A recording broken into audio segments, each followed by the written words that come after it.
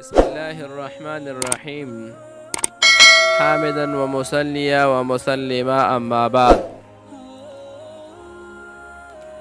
استاسو ته بله دویمه وظیفه ښیم د هغې کسانو دپاره چې بعضې کسان دا شکایت کوي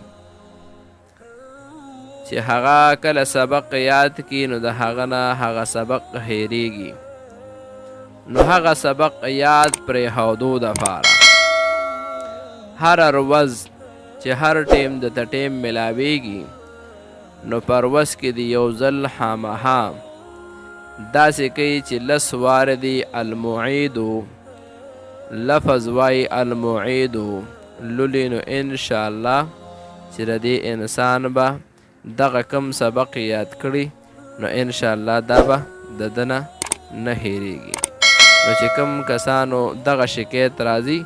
هغوی د دا وظیفه کوي نو انشاءالله سبق